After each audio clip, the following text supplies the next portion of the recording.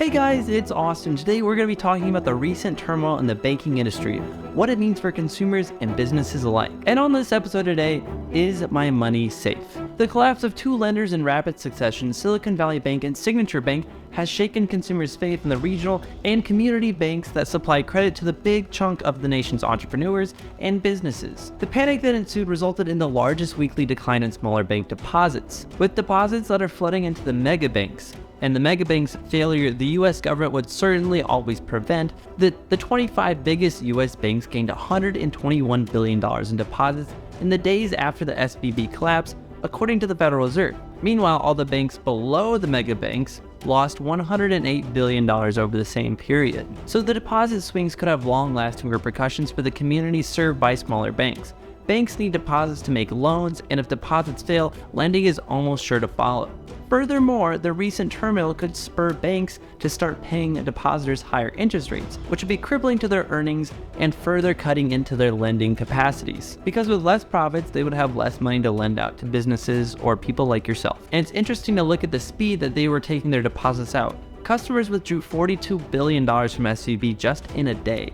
This has bankers stockpiling cash right now, and analysts and banks say this could cause a credit crunch. If we lose that deposit base to the money center banks, we can't grow and lend out future dollars, said Brian Johnson, a chief executive of North Dakota's Choice Bank. That's a community bank, basically. Communities can't grow and the businesses can't profit.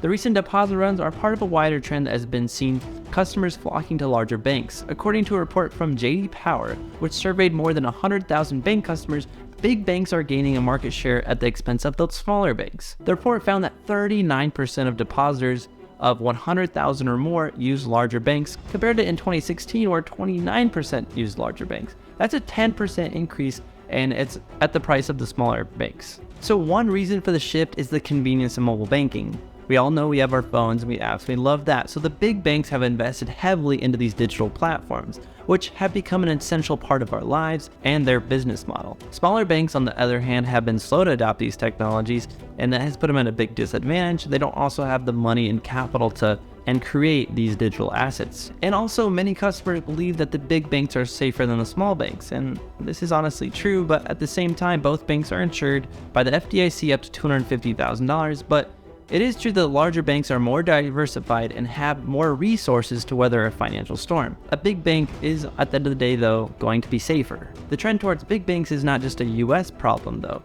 It's actually happening globally. In Europe, for example, the share of depositors held by the 5 largest banks in each country has increased from 42% in 2008 to 63% in 2020, according to a report by European Banking Authority. And the shift towards these big banks has implications for competition in the banking sector. In a recent speech from the Federal Reserve Governor Lael Brainerd warned that concentration of banking assets under a small number of institutions could reduce the competition and increase systemic risk. Meaning that if all the money, instead of like right now, is spread across thousands of different banks, and all the money is spread across 5 different banks, that would be a huge problem, because if one bank fails, that's 20% of the US economy failing, okay? She noted that the top 4 banks in the US now hold more than 40% of the industry's assets, compared to around 20% in 1990. Brainerd argued that policymakers should take steps to promote more competitive banking sector. One potential solution is to encourage the growth of fintech firms, which could offer more consumer and businesses a wider range of financial products and services.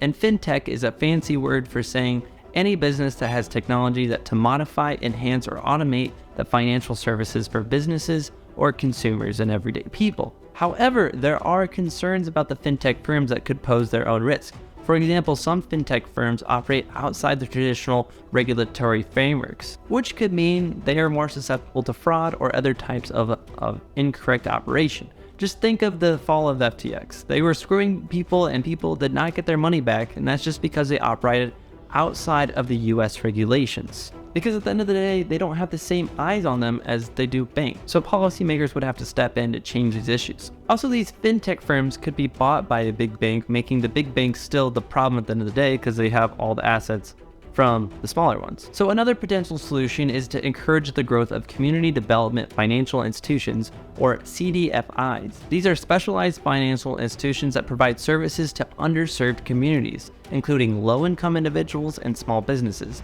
CDFIs are typically smaller than traditional banks and are more focused on local lending. In recent years, there is bipartisan support for expanding the role of CDFIs in the U.S. financial system. In December of 2020, Congress passed the Economic Aid to Hard-Hit Small Businesses, Nonprofits, and Venues Act, which included provisions to support CDFIs and minority deposit institutions. Ultimately, the recent turmoil in the banking industry highlights the need for policymakers to step in and carefully consider the implications of concentration in this sector, meaning we don't want just a couple of big banks. We need to make sure we're diversified across a bunch of different sectors. While larger banks may have an advantage in terms of diversification and resources, the decline of smaller banks could have a negative consequences for the communities, businesses that rely on local lending.